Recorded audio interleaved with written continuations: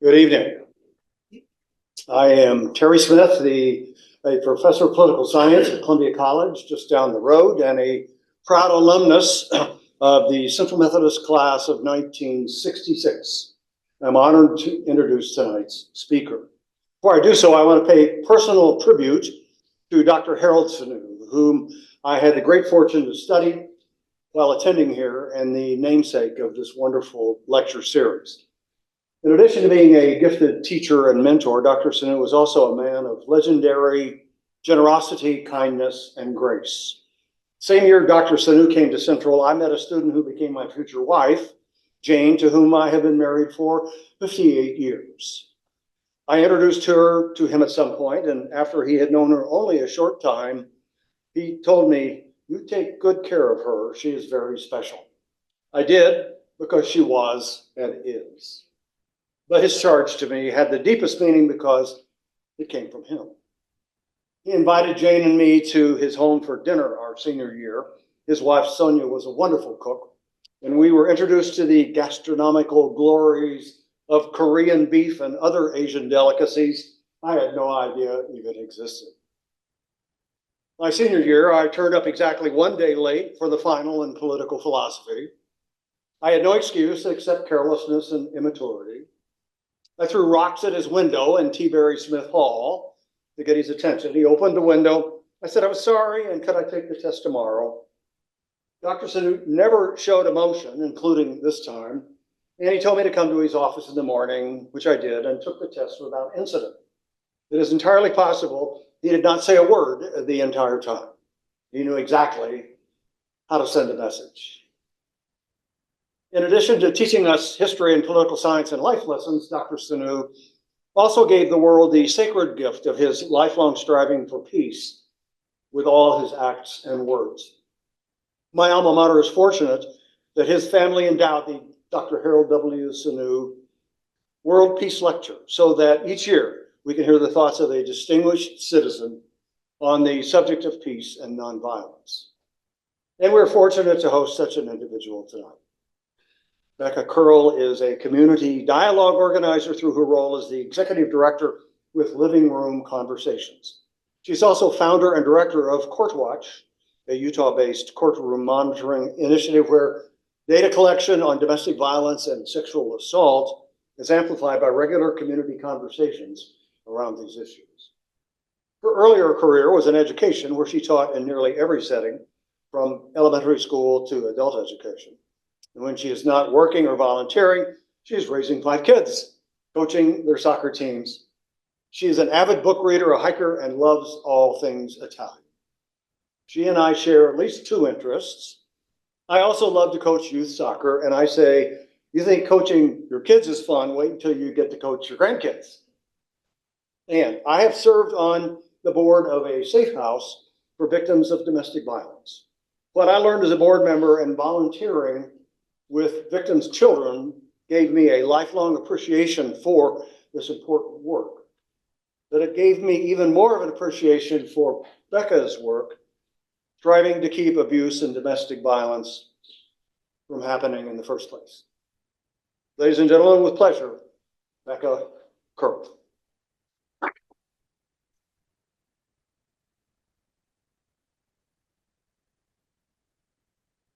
Thank you for that generous introduction. I have heard a couple anecdotes about Dr. Sunoo, and everything that I've heard just points to him being a very insightful and delightful man. And so I'm honored to be here tonight and to spend some time with all of you, exploring together how we can build peace and a better world, one conversation at a time. If you haven't had a chance to scan the QR code, I would love your input as we start to sort of talk about peace together. I feel like often we talk about peace in terms of the absence of conflict. And I see that here with the absence of aggression. As we see from some of your answers, it's much more complex than that. I see stability and calm. So peace can be something that we experience in an inner sort of way. I see equilibrium. Peace is for all. It's inclusive. It can be silent. Peace is love. Peace is a choice. Peace is freedom. Peace is quiet. Peace is stillness. As you can see, you all brought different ideas, experiences, and worldviews to this single word and single concept. Peace is not static. Peace is dynamic. Peace is intentional, not happenstance. It embraces diversity of thought and experience over conformity. It challenges narratives and toxic division with proximity. Peace doesn't erase the diversity and division that surfaces through conflict, but it bridges those gaps through understanding. Healthy conflict is necessary. It's the clay from which we mold peace together. So you'll see here, the next slide shows you a pie chart. In preparation for a humanitarian trip in Zambia, I was presented with this pie chart. There are two very small slivers. One of the slivers is what we know we know. I know that I am here in Fayette. I know that I have 5 children. I know that I am a woman. These are all things that I know that I know. The second very small sliver is what we know we don't know. I know that I cannot repair an engine or fly a plane. These are things I absolutely know I do not know. The rest of it is the exciting and challenging part. We don't know what we don't know. And the way that we get to explore this is by being able to interact with different people and different circumstances. I know my life is a series of events where my world is remade because of the people that I meet and the circumstances I find them in. So I'd like to share a couple of examples with you. I spent a year working in the public school system in Rome as a special education aide to a boy named Michele. Michele has Down syndrome, and his family is very wealthy and very well connected, and they were able to hire me from outside of the school system to come in and work with him. In 2nd grade, Michele's mother grew increasingly concerned as she saw him withdraw. He became more agitated. He stopped holding a pencil in his hand. He became essentially nonverbal. And she uncovered that the teacher that he had been with, so in the Italian public school system, you're in the same classroom with the same students and the same teacher for all of elementary school.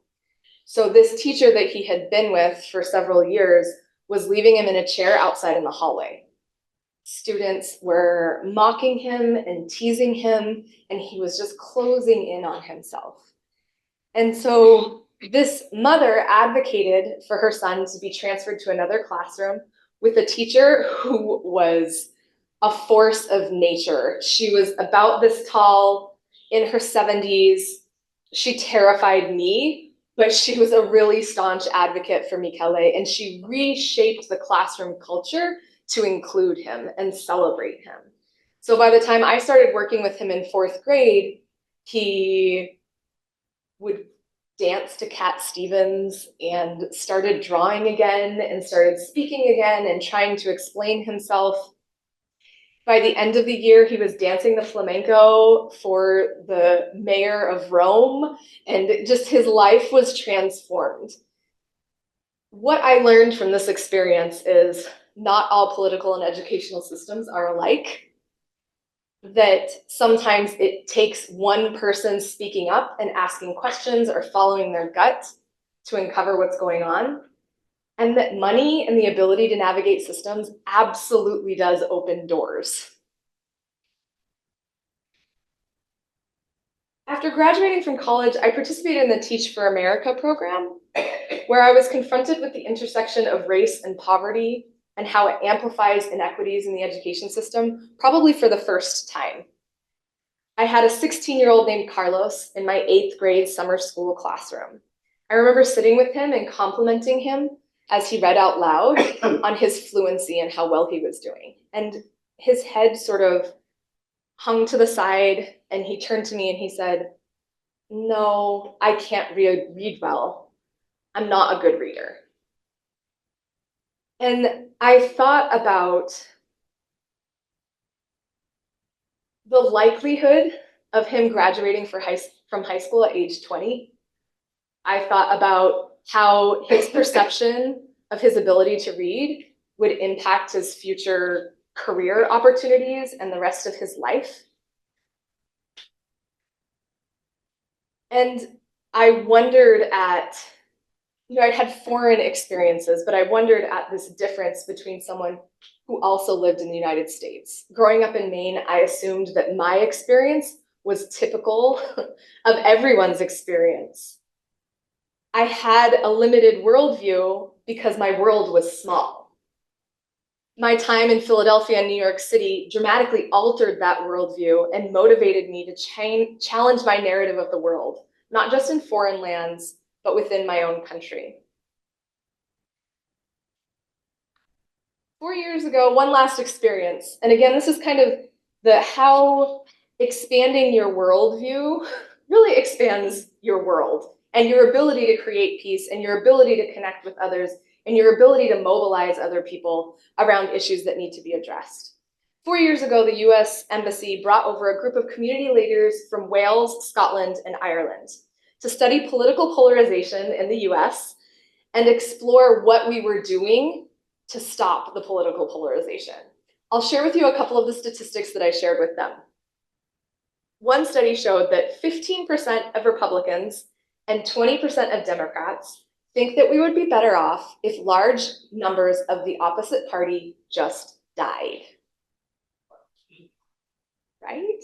Like you almost want to laugh, and at the same time you want to cry. In 2016, 1 out of 6 Americans stopped talking to friends and family because of the election. In 2020, the FBI has been tracking rates of hate crimes, and in 2020, it was the highest it had ever been since they started tracking those numbers. There are sobering statistics that feel heavy, and where do we go from here? And we followed that up by going into small groups and having a living room conversation. It's one of the simplest ways to build connection and understanding in the face of something that seems very insurmountable. So in these small groups, we didn't focus on politics. Instead, we focused on social identity. And so we answered questions like, which groups form your social identity?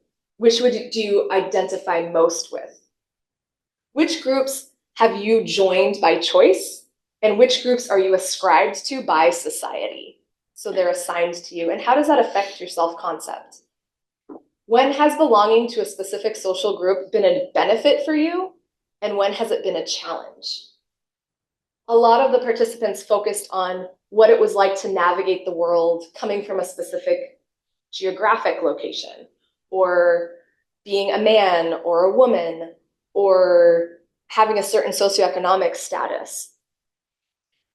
2 of the men talked about growing up being Protestant and Catholic in Ireland during the Troubles. The fear they experienced, how the city they grew up in was carved into areas that were safe or unsafe to go into, depending on your religion or ethnicity. And then they started sharing the reverberations they still feel, how the name you have or the language you speak can mark you, how it could affect job prospects and make you hesitant in new relationships. The tone in the room was somber.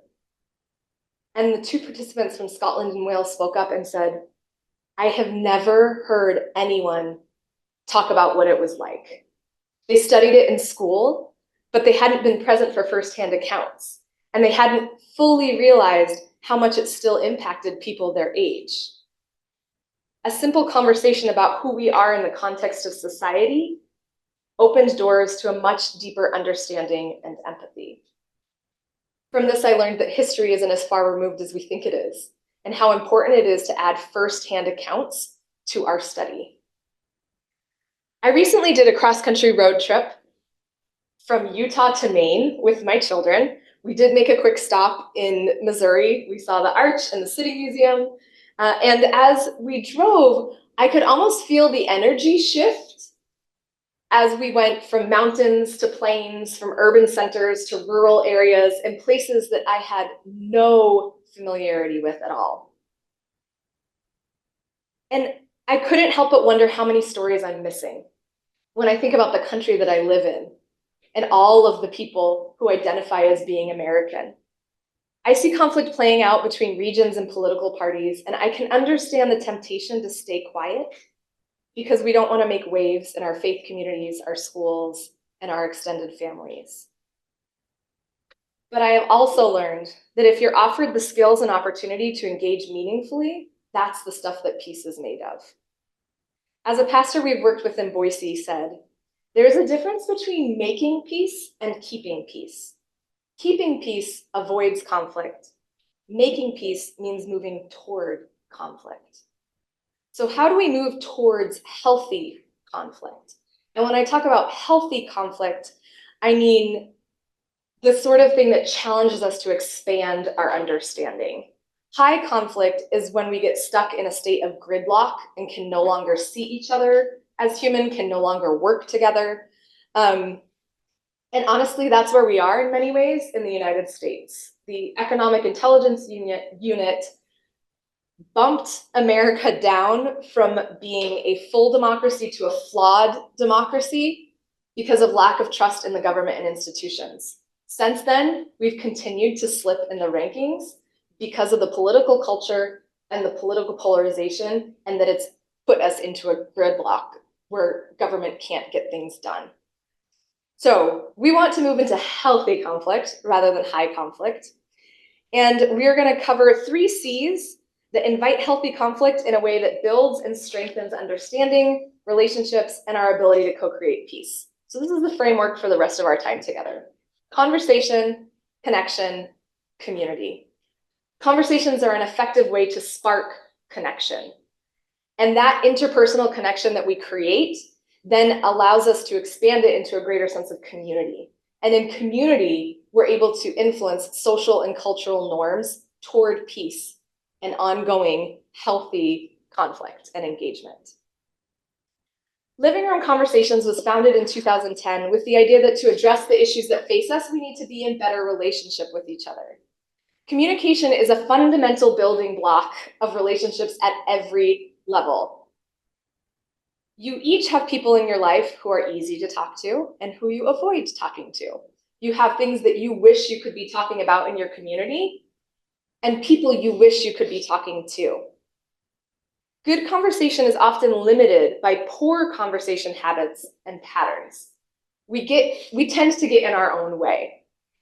I'm going to share with you a couple of scenarios that may sound really familiar to you, and then talk about what's happening in each of those scenarios. So the first one, scenario 1, a topic you really care about comes up and you immediately jump onto your soapbox to deliver your well thought through talking points, ready to defend your position to anyone that challenges you. If you're met with agreement, the conversation confirms everything that you believe. If you're met with disagreement, the conversation becomes a back and forth where you are thinking of how to respond while the other person is talking. Does that sound familiar? You've seen this play out before. What we're stuck here in is this I know what I know space rather than the I don't know what I don't know space. It's reactive. It lacks an openness to learning, and the defensiveness makes it really hard to focus on listening. Scenario number 2, you're scrolling through your social media feed and have a visceral reaction to a post. It's either a yes, like fire emoji kind of reaction, or it's I can't believe they just said that kind of reaction. You comment or repost without pausing or clicking through to find the original source. By the next day, you may have forgotten entirely that you posted or reacted to that post and what it was that drove you to do it. Meanwhile, your friends and family are reacting to your reaction. Again, we're in a very reactive space here. And it's within a space that's actually designed for it. It's not designed for deep thinking and consideration. It's designed to make quick interactions and likes and move on. It's a conversation forum without any real-time connection. Scenario number 3. A friend is confiding in you and you want to jump in and give advice or share a similar experience you've had. So you jump in. You can't remember if you've interrupted or not, but you are sure that whatever you just shared was highly helpful and relevant to the situation. This is one that I struggle with a lot. The other day I was walking with a group of friends and one of them shared that her father had just gotten a diagnosis for pancreatic cancer. I had just had a really close friend whose father died of pancreatic cancer within a few short weeks. So I shared that with her. Why? Because the catalog in my brain was searching for topics dealing with pancreatic cancer, so I pulled it out and I shared it. Was it helpful? No, it was not helpful information. And then I shared a second terrible scenario because my brain was on a roll and I could not stop myself. Another friend that we were walking with jumped in and saved me from myself by comforting her. And after we talked further, it actually turns out that her father had a highly treatable case of prostate cancer, not pancreatic cancer, but I was sufficiently humble. My sharing of experiences was entirely about me. It was not about listening to my friend. It was not about what she needed. It was not about how she was feeling. Sometimes in the attempt to connect, we're really centering ourselves. And last scenario, you're at a family gathering. This is particularly relevant as we approach the holidays now. You're at a family gathering when a particular subject is broached and you slowly back out of the room to avoid the whole thing. After all, you are sure how the whole thing is going to play out. We often avoid conversations when we're sure we know exactly how they will play out, and we're often justified by these assumptions. A good solution is to disrupt the pattern by asking a genuine question or replacing our judgment with curiosity. So there is a sort of conversation happening in each of these, but they are much more reactive than intentional. We feel most seen and valued when someone offers us the gifts of unselfish listening, curiosity, and empathy. We share our lives through conversation. Over the years of training and supporting communities and having dialogue, I've considered what the core components for a good conversation are. I would offer time and intention, being mindful of or focusing on core skills like listening, curiosity, and empathy, asking good questions, and then tapping into sharing shared values and interests. Intentionality can be as simple as asking a friend to go for a walk and talk, or reaching out on social media to say, I've noticed you've been posting about this a lot and I'd love to understand you better. Do you want to go out to lunch? When you show up with intention and set aside the time required, you are better prepared to listen and approach the conversation with an open mind. One of the things that I do in my capacity at Living Room Conversations is working on different coalitions and collaboratives within the field. And one of my responsibilities was to identify best practices and core skills that are central to helping us bridge our differences. Curiosity is one of these. And there's a sort of cyclical relationship between listening, curiosity, and empathy. If we take the time to deeply listen and hear what someone is saying, it helps to pique our curiosity. We can ask questions to get there even more, but as we become more curious and they explain more of where they're coming from and what they believe, then we're able to empathize with them. And then we're more willing to listen again. And then we can activate curiosity and empathy. And that's what gets us into a dialogic space where we're having the kind of co-creative conversation that builds understanding. It is impossible to suspend judgment entirely. No matter what you do, your brain will judge things and it will make assumptions. It's a survival technique. It's wired to do that. The best we can do is learn to replace judgment with curiosity. When you hear a statement, for example, I don't think anyone should own guns, and I will never have guns in my house. You may make assumptions about that. You probably have a picture in your mind about political leanings or who the person is. When you hear something like, I will never give up my right to have my guns, you may have another picture of another individual, what they believe, how they vote, what they look like even. But when you can ask people, what brought you to that? What's your backstory around guns? You find out that one of them grew up in a household where her father used guns to intimidate her family. And so she will never have guns in her house and doesn't think anyone should have guns. Then you talk to the gentleman who will protect his right to have guns and find out this is part of his family culture. You know, he has his great-grandfather's rifle that's a family heirloom. They hunt together. That's how they bond as a family, and it's part of their culture. And you can understand that as well. So you've moved from this judgmental space to a space where you can understand where people are coming from because you're expressing curiosity and asking questions. When you think about asking good questions, these do not include phrases like, have you tried? My brother just had the same thing happen to him. Why don't you just, or have you seen this YouTube video? It says, these are not great questions. They're very leading questions, and they're really you trying to insert yourself and your advice and what you think about the situation. Instead, use questions driven by wonder. Has your family or faith influenced how you feel about the issue? Where have you seen that show up in your life? Can I share an experience I've had with that? Has your position on this issue shifted at all over the years? What happened? Can I share how my understanding of this has shifted over time? When we ask good questions, we're disrupting the normal course of a conversation, that back and forth, that defensiveness and reactiveness. And we allow time for a bit of a pause and a bit of stillness and a bit of thoughtfulness. If you're still concerned about having conversations with people, building on shared values can be a great way to do this. Maybe you have a shared identity rooted in place. You're all students at Central Methodist University.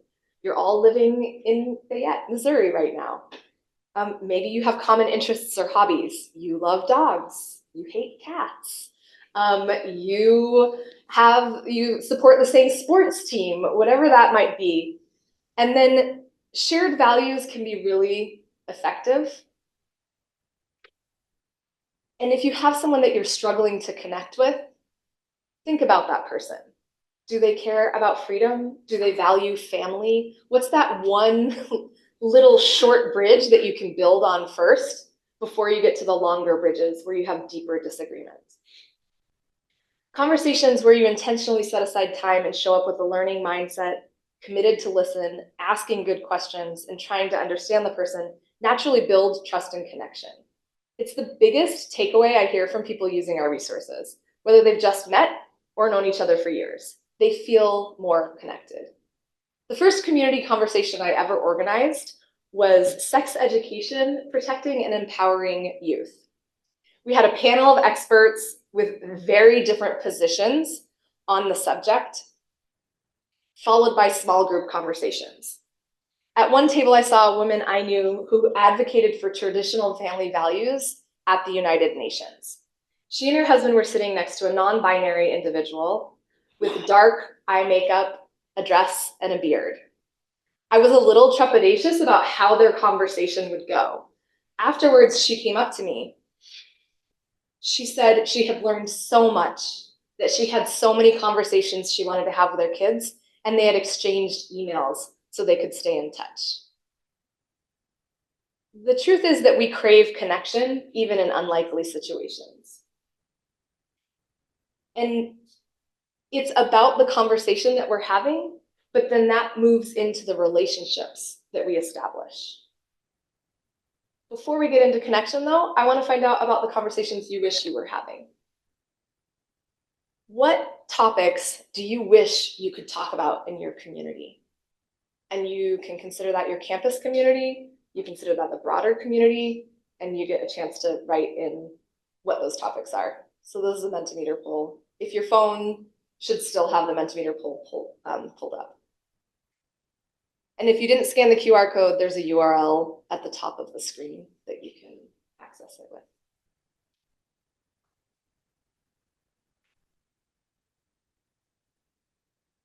As I talk to people across the country, I find everyone has something they wish they were able to talk about or something they wish they could address. And then they all have something that gets in their way. Okay. Christianity, religion, politics, basic human rights, faith. The bigger the word gets, the more people have put in that answer. So we've got a lot of religion right now. Palestine, current world events.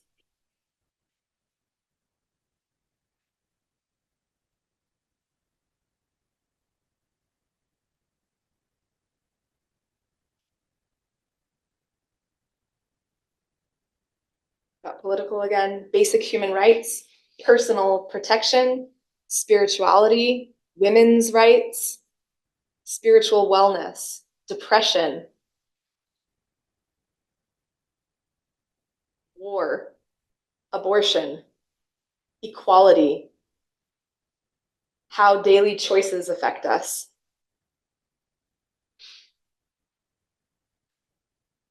Sustainability.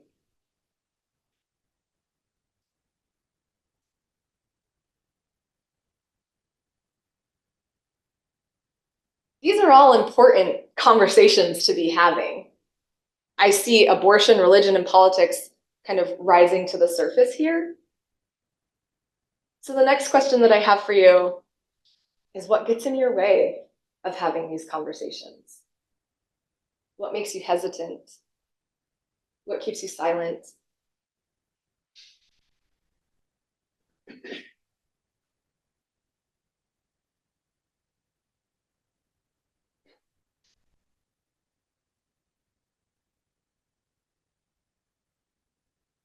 Judgment, backlash, everything is looked at negatively, offensive comments, angry responses, differing political views, people with a closed mind, other people's opinions and beliefs and judgment, social anxiety and lack of communication skills, not having someone I can be freely open with, a perception that we are not supposed to talk about these things. When the people in our lives don't model these kinds of conversations, we start to interpret that these aren't conversations we should be having. Government, social anxiety and lack of communication skills, a perception, well, we did that one already. People aren't open to hearing different opinions. People can't seem to believe that there are other opinions other than their own. So I want you for a moment to think about some of those topics: war, Palestine, women's rights, human rights, politics, abortion. They're heavy. I start to feel it in my body, like a tension of, we have to talk about these things. That feels like a lot. All of these reasons and things that get in the way of you having conversations are super valid. We have lost our confidence and ability to talk to people who feel very differently from us. We do live in a place where you get judged, where people make assumptions about you, where you get canceled based on what your opinion is. So we need to find a better way forward to having the conversations that are critical for us to be having.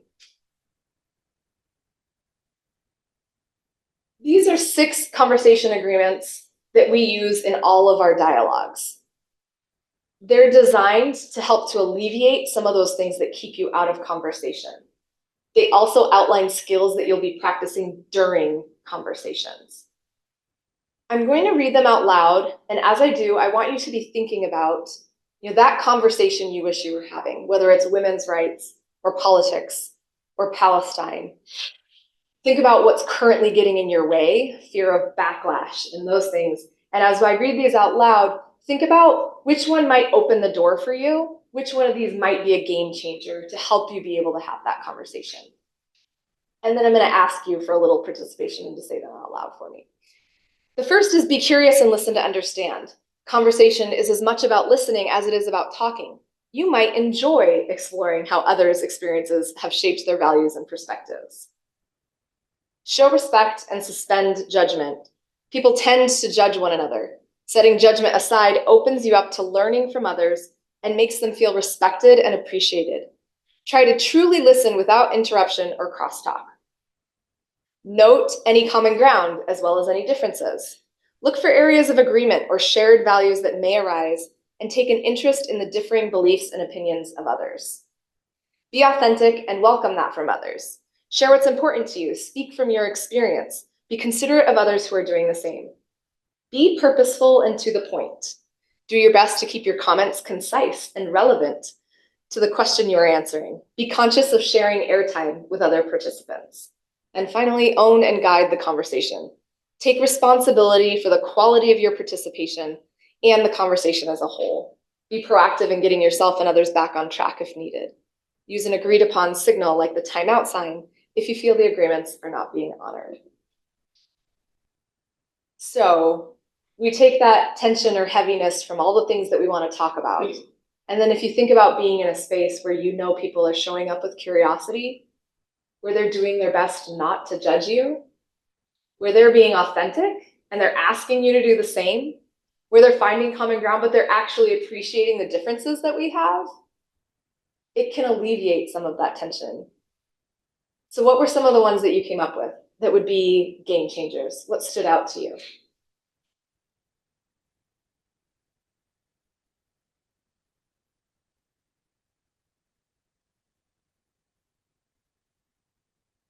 So I think for me, it's the second one, if I'm reading right, the last line. Try to truly listen without interruption. That's hard. Mm-hmm. Especially when back to your other statement of, you know what you know.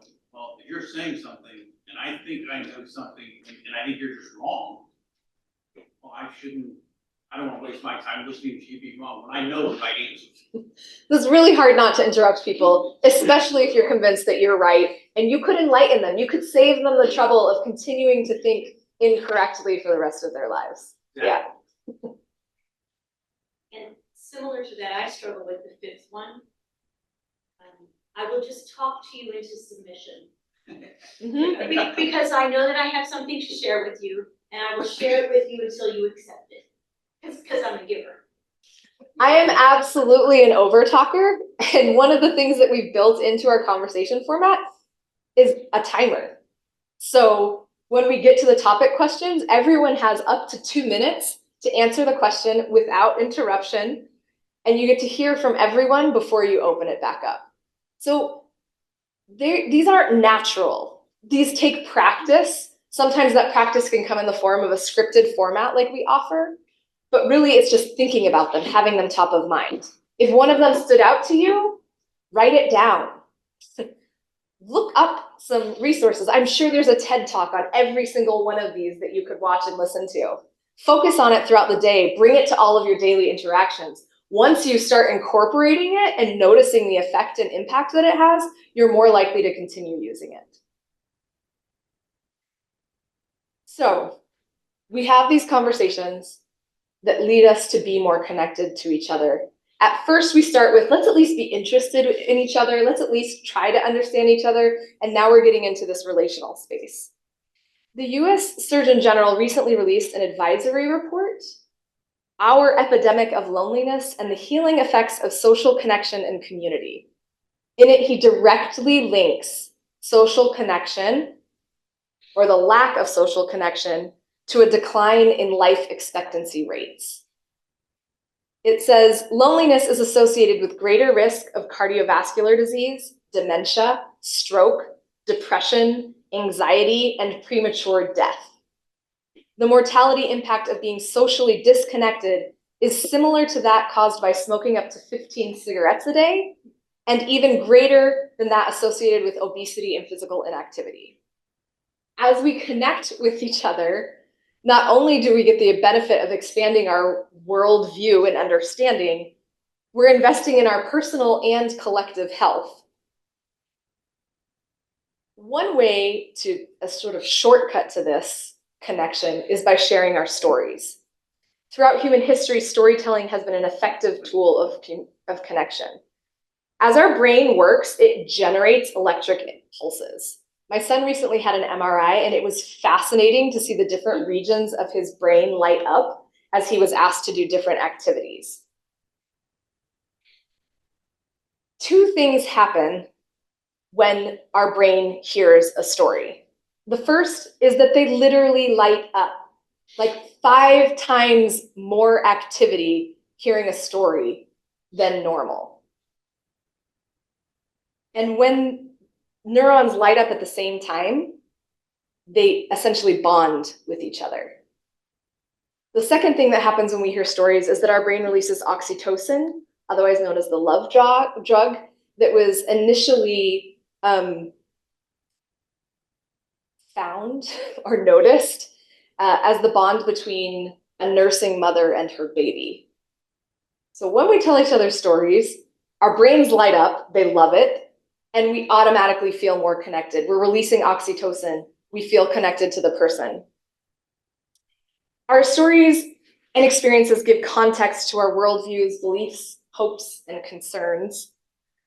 Creating an environment to share these stories forges connections in our brains and our relationships.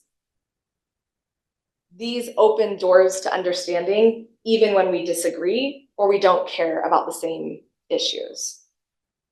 So we're moving from understanding into the impact relationships have on our perception of the world or our ability to work with each other. And I want to share a few examples from my own life. I already mentioned I grew up in Maine. And when I moved to the Western United States, I faced the stark reality that most people have never been to Maine and don't even know where it is. I had guesses that ranged from being part of Canada to part of Massachusetts, which is highly offensive to Mainers. The place that formed my worldview was barely a blip in the public consciousness, and certainly did not factor into any kind of debate on immigration. This means I had very little interest or understanding around the issue. I knew we had migrant farmers that came to pick blueberries in August, and that was about it. Fast forward a decade or so, and my younger sister met and married Juan, who had come to the US as a teenager and was undocumented.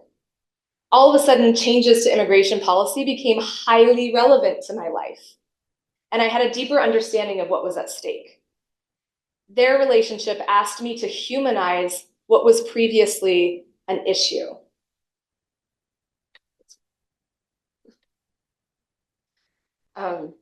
There's part of my family. I have a big family. Juan is now a proud citizen after an extremely lengthy and expensive process. He told me the risks he took to get here, the number of times he failed at the border crossing, how he stayed in a hotel room with 30 other people, and what it was like once he arrived in the US. Over the years, others' stories have further nuanced my understanding of immigration, from talking to Border Patrol agents to a neighbor who was a doctor and had to flee her country against a threat of her life and ended up cleaning a motel in exchange for a place to live. My relationship with Juan prompted me to think more deeply about immigration policies, to explore which narratives I was missing, and to consider the lives impacted on all sides. As a young parent, my husband got a job that would move us to Beijing, China. I threw myself into trying to learn Mandarin and was excited to immerse myself and my children in a new culture. You can probably tell this is not a picture from Beijing. In an unexpected turn of events, we ended up in the small rural farming town of Burley, Idaho instead. I've always been someone who gathers others and builds community, but it was really hard for me there. As I started making friends, I began to appreciate the culture. I took my kids to the library to meet the rodeo royalty. I did not realize, I thought there would be people who were actually rode in the rodeo, but the rodeo royalty are the princesses of the rodeo. I had never really thought about water growing up in Maine. Sprinklers were something to play in rather than keep a lawn alive. Life in Burley revolved around water. Kids grew up moving water lines in fields. Faith communities prayed for rain, and water rights were critical to survival. People had really strong opinions about GMOs, or genetically modified organisms, and fertilizer. It was this whole new world that opened up to me that was anchored in the kindness and generosity of the people that I cared about there. One more example. One of our co-founders, Joan, on the left, is a progressive deeply concerned about climate change. Jacob, on the right, is a staunch conservative, largely unconcerned with the climate. As they became friends, Jacob did not change his mind or position, but he moderated his views and became more curious. He started to care about climate because Joan did, and he cared about Joan. For her part, Joan heard Jacob express concern at being marginalized for having a strong conservative voice, and was able to consider the ways his experience rang true. She has looked for ways to incorporate his voice, and he has been instrumental in contributing to resources like our race and ethnicity series. They check in on each other often, write articles together, and have changed each other's lives without changing each other's politics. That may disappoint some of you.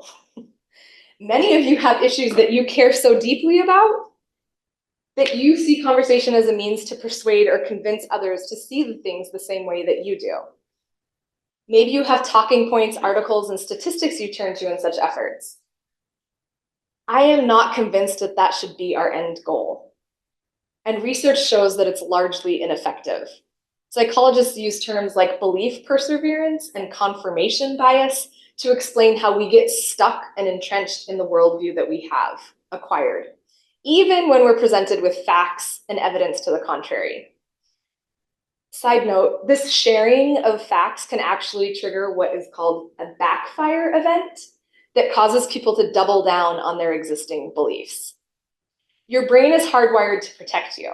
On some levels, our beliefs become part of our identity so that when someone disagrees with you, it feels like a rejection of who you are. Where we do see movement is through the relationships that we create with people. When we care about people, we care about the things they care about. They care about us. They're able to take a step back from their talking points and get really curious. So much conflict is generated by disagreement around issues like climate change and immigration. But those societal issues are community issues and are deeply personal issues. Our relationships can shift things in a way that centers humanity rather than policy. And then the policy can come later. One participant of Living Room Conversation said, the more we're exposed to people's stories, especially ones that are different from our own, it's pretty much guaranteed that we will not only learn empathy, feeling another's pain, but also compassion, wanting to do something to alleviate their pain. Looking at each other in the eyeballs and seeing the human behind it, it's priceless and a basic human connection that we've lost. We can leverage the connections that come from storytelling, relationships, and conversation to move and involve communities. Any change you are trying to create in the world has to factor in a community. I sat in a class today where we were talking about universal basic human rights established by the UN Human Rights Commission that are applied widely. If everybody doesn't know about them, they only do so much good. People have to buy in. People have to know about what you're doing. People have to be aware about things. In Utah, we are considered a start by believing state, which means if someone discloses any abuse to you, you have to start by believing.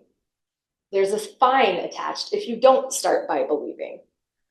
I would estimate maybe 1% of people in Utah knows that that's a law. It's lovely that the state legislators passed it, but if nobody knows it and no one's enforcing any sort of fine, it doesn't do any good. The good that we want to do in the world has to include the people that live there, the people that are affected. A few years ago, A friend and I helped to organize our community's first mental health awareness week. We gathered at the farmers market. We had people doing sound baths and drum circles and yoga. There were people who were mental health providers that were there sharing their services. And we pointed toward a conversation, a community conversation on mental health. I have a really good friend who's a therapist, and she once told me that making progress with clients was really fulfilling, but having to send those same clients back into a community that had social stigmas around mental health and were not trauma informed was really discouraging. We need as many people on board as possible if we want to create peace, and they need to feel involved. So let's take a minute to just consider what's happening in communities right now and what the status is of communities. Across the country, we are seeing less engagement, less civic engagement. Membership in faith communities went from 70% in 1999 to 47% in 2020. It's the first time it has ever dipped below the 50% mark since they've been tracking it. We are spending exponentially more time online. The public square is shrinking. In 2018, only 16% of Americans reported that they feel very attached to their local community. Before I started working with Living Room Conversations, I was supporting victim survivors of domestic violence who were transitioning out of this shelter into more stable housing. I had a couple epiphanies. First, there were so many resources in my community I had no idea about, from legal aid to free childcare so moms could get a break if they needed a mental health break, to free music lessons. There were just so many things that you could take advantage of if you knew that they existed. The second thing was that there was a huge disconnect between the people I was serving and the broader community. My city consistently ranks as one of the highest in the nation on rates of volunteerism and charitable giving. I experienced this generosity in the donations that they gave to the center, especially around Christmas time. However, domestic violence rates in Utah are higher than the national average, with 1 in 3 women being affected. That's horrifying. That's too much. And I kept saying to myself, why aren't we talking about this? And so the generosity and the connection they had was at a distance. It wasn't a proximity, and it wasn't an understanding and an awareness of what these women were facing and what their families were facing. And it doesn't help to curb the violence, and it doesn't help to impact the social stigma. Lee Goodmark wrote a book, and she made the case for looking at domestic violence not solely as a criminal issue, but as a public health issue and a community issue. What she says here applies to peace building and any other major societal issue. She says, when members of communities know less about each other, their capacity for understanding each other's behavior decreases. Given this lack of familiarity, the community is less able to address conflicts when they occur. We have to start investing in each other. We have to find our way back to each other to improve our own lives, improve our life expectancy rates by being more connected, as well as improve the lives of people who are marginalized in our community, of people who are dealing with issues like the opioid crisis or domestic violence or immigration. Collective efficacy is a component of social capital that describes the ability of a community to work together toward a goal. So it points toward this capacity for social and cultural change, but it requires awareness and mutual trust. I did an experiment, knowing all of these things. Catalyzed by my experience at the shelter, I piloted a courtroom monitoring initiative to harness the power of the community to address domestic violence, sexual assault, and child abuse. We trained over 100 students, stay-at-home moms, and other concerned residents to observe court proceedings and look for bias. These people became advocates and resources within their own networks. People they knew went to them for support, disclosing their own stories of abuse. Students changed their course of study as a direct result of their volunteering. All volunteers reported becoming more civically engaged. It took the opportunity and the confidence to get involved, and people showed up. And these are people, we polled volunteers at the beginning to ask if they had experienced any of these issues. And it was my assumption that those who were closest to it would show up. The overwhelming majority did not have friends or family who were impacted by these issues, but they still showed up. And then they became advocates. A key component of the project was to balance the courtroom experience and data collection with community dialogue events to explore topics like mental health, status and privilege, and what the relationship was between issues like domestic violence and sexual assault in the community and how the community could influence those issues. I'm often asked how I keep a sense of hope amidst the division. We have an election tomorrow, if you weren't aware. That seems to be everywhere. It is simply the knowledge that I'm not alone, that there are people in communities everywhere who are leaning in and trying to create this kind of connection. It's the hope that it really is simple. It can be as simple as a conversation that generates a connection that makes people care and gets them more involved in our communities. A community mediation center that we work with in Savannah, Georgia, holds an annual Peace in the Park event. They had a DJ playing music on the stage. They had lawn games, and they created a human peace sign. That's the picture up in the corner. They went into the park and they're holding hands and they're just a human peace sign. The event also included bringing rugs and couches into the park to create living rooms to have a living room conversation on topics like trust, cancel culture, and artificial intelligence. It can feel heavy, but it's actually something to celebrate. It's coming together, it's being together, it's understanding each other. Good conversations genuine connection that can be scaled to a community level. Harvard political psychologist Erica Chenoweth identified 3.5% as a potential tipping point for social and cultural change. On Central Methodist University, that would be 40 students. For the town of Fayette, it would be 100 people. I bet you could triple those numbers. So, how will you move forward with conversation to strengthen connection and community? What is your individual commitment and responsibility? How can you start today to make a difference in your own social ecosystem? I sincerely believe we can and must build a better, more peaceful world, one conversation, one connection, one community at a time. It will require your time, your intention, your curiosity, and your empathy. And we will be stronger for it.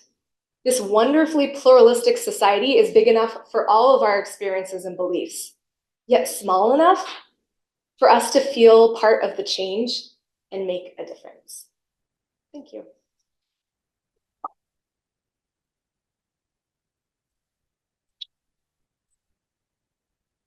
We want to take a moment and just throw out here, who has a question for Becca? What has she said tonight that just...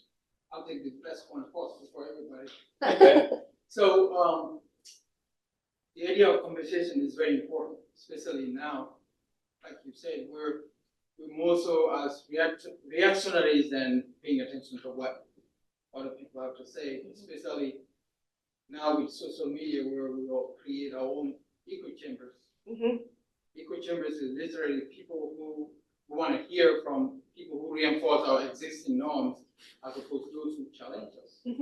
Because we shut them down, somehow we label them which gives us, it makes it more difficult for us to even pay attention to what they're even if they have something. Right? So speaking coming from Africa with broad political background, when I was growing up, I grew up we have stories under the fireside, what FDR calls fireside chat. We do have sitting around and the campfires and telling stories about stuff, having conversations about things that had happened and all that. Which I used to enjoy that a lot, but with the social media and all that means there's this disconnect that's happening, especially in the United States, the culture here with video games. It's young people get tuned out, and then they're living in an old fantasy world. They can be sitting next to you, and then they're tuned out. So, and then the other thing you said, which I think is interesting, is kind of that strong polarization where the other ones think the other side is the enemy. Now, given my political understanding in African history and the conflicts we have in Africa based on ethnicity where we kill each other, is what is transposed. We always think America is the exception, but we've seen America has gone through what we call ethnicity with people. Americans used to be so fascinated about why do Africans kill each other based on ethnic background. Now that has shifted to this idea of What's happening in America? what is happening in America, So what can we do? I mean, you had a very interesting thing, but how can we bring both sides at least, like, kind of, what can be done? So I heard two things. First, one about social media, and then another about political polarization. So I'll start with social media. One of the things that you can do is diversify your feed. Follow people who do not feel the same way that you do about things. I have friends on the extreme right and on the extreme left. And whenever something happens, I will go to their feeds and just see how they're reacting and what they're thinking in the moment. I've also started reaching out to people on social media and saying, you know what, I'm doing this practice of trying to understand why people are posting things. So can you tell me what you were thinking when you posted that? Or what were you hoping to convey? Or what were you hoping to share with people by posting that? I will check in with people after elections. When Roe v. Wade was overturned, I checked in with people. I watched how people were reacting. So there are ways you can try to bring this to social media. Another thing that I've done in the past and that we encourage people to do is take one of our conversation questions. Like, they're very thoughtful and they target your personal experience rather than your opinions. So rather than drilling down into the gun issue, you can post a question like, what role have guns played in your life? Where did you learn about guns and what did you learn? So it's a little more interesting. It gets people into storytelling mode, which rarely shows up in a social media space. It's usually to make a point or to share a view. And so there are some ways that you can bring it into the digital world. We also do a lot of online conversations. So if you go to our website and you look at our events page, you can join one of our online conversations and then you can have one of your own. So there are some ways to try to do some digital peace building. The other one was the political polarization and the assumptions that we make about people. More in Common has really interesting research that they've been doing around what's called the perception gap, which means Republicans assume that Democrats are far more extreme than they are, and Democrats assume Republicans are far more extreme than they are. This is reinforced in social media. This is reinforced in, the popular news media, and depending which site or news station you listen to, reinforces division. That's the national narrative, is that we're deeply and hopelessly divided. What research actually shows is we agree on a lot of things. We trust each other more than we think that we do. So I can say, if I'm a Republican, I assume that Democrats really don't trust me. If I'm a Democrat, I assume that Republicans really don't trust me, but we actually are a lot more moderate than we think that we are. It's just the voices that are the loudest are the ones on the extreme ends of things.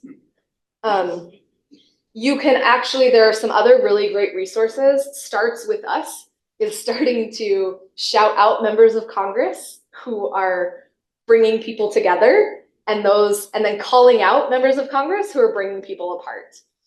There's another service called the Common Ground Scorecard, where it will take your elected officials. You can look up your elected officials and see how they score, how willing they are to work across the aisle. So I think part of it is realizing and making people aware we're not really as divided as we think.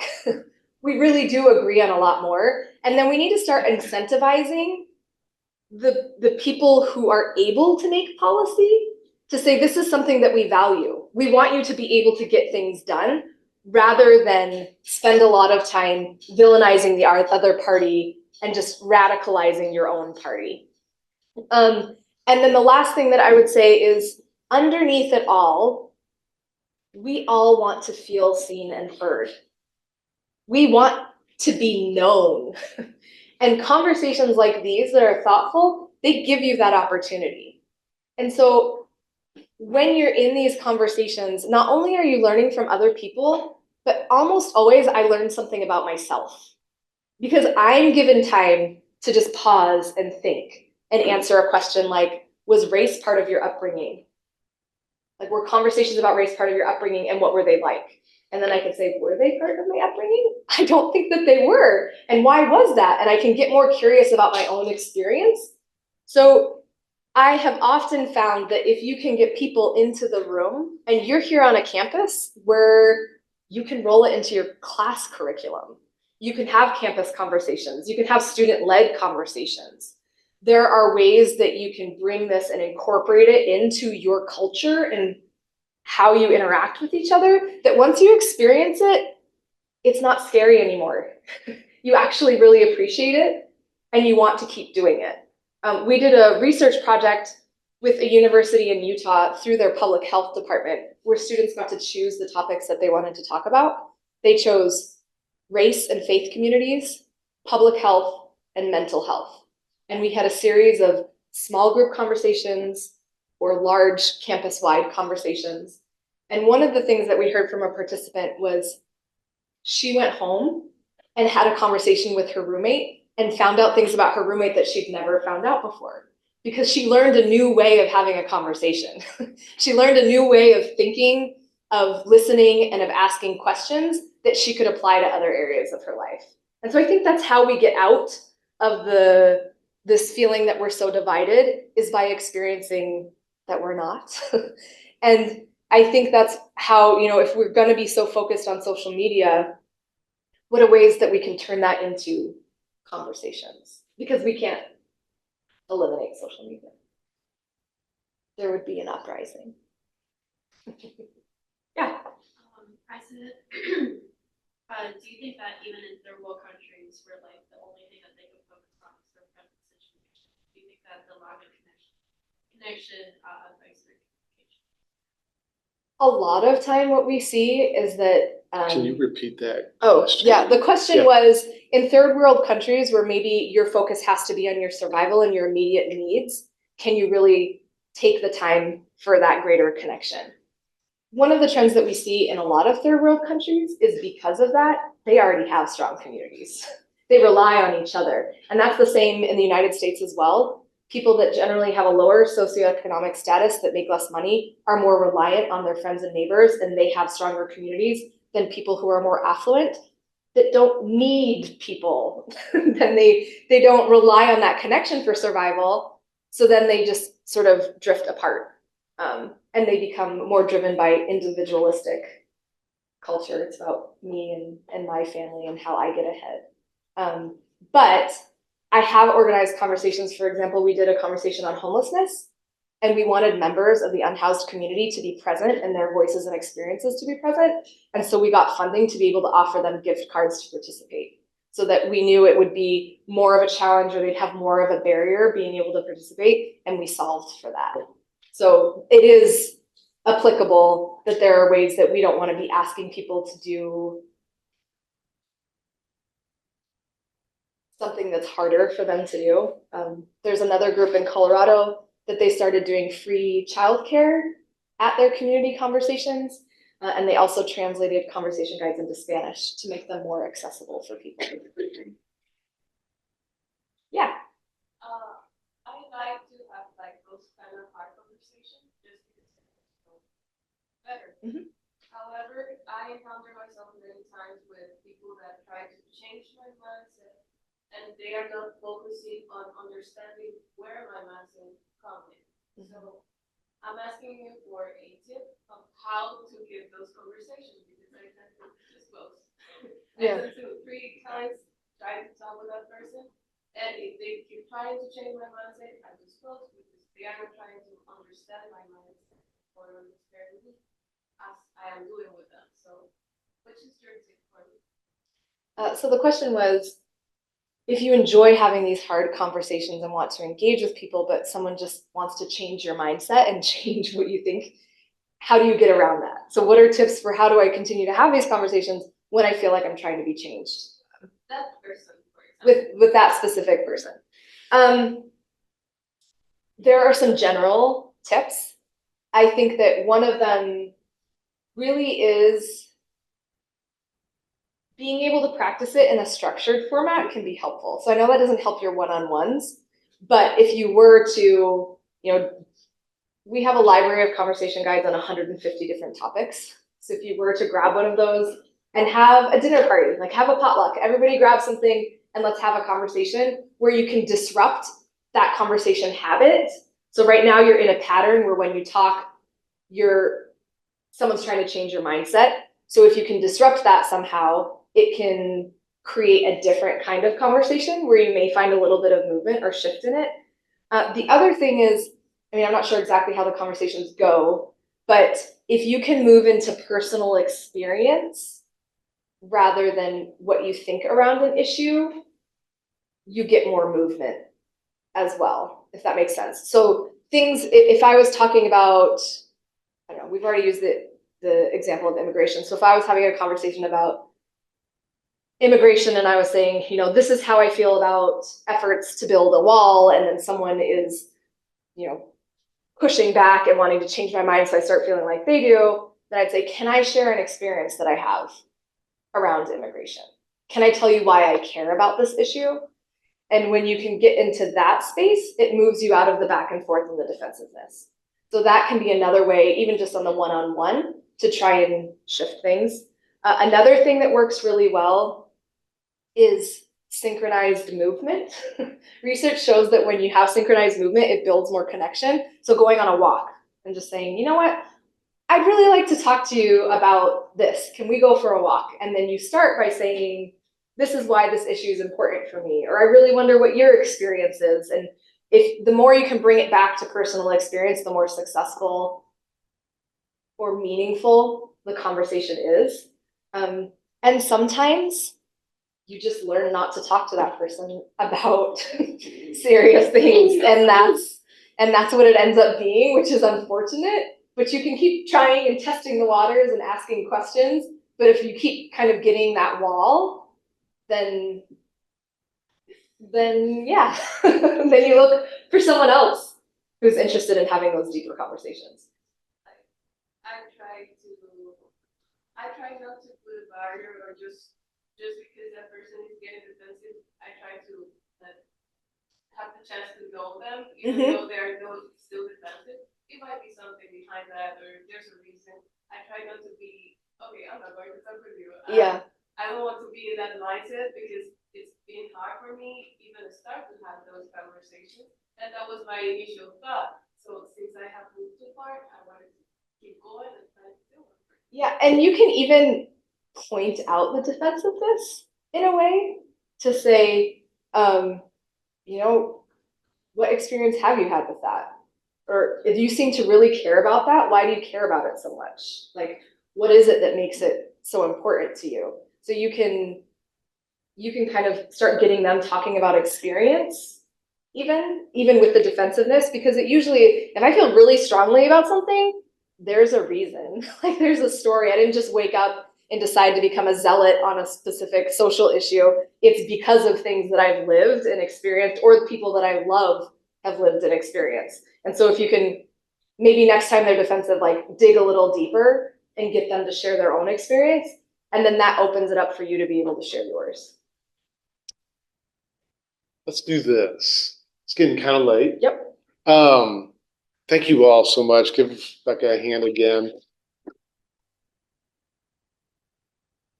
I think there's a bunch of cookies up there. probably enough for each of you to have 20 each, and there's water. But we could probably, Becca's flight is tomorrow at like 5, so you can stay all night and ask her questions. And that's something. Just, if you want to talk to us tomorrow, come down here, just come on down and ask some more questions. Okay, but thank you guys so much for coming tonight.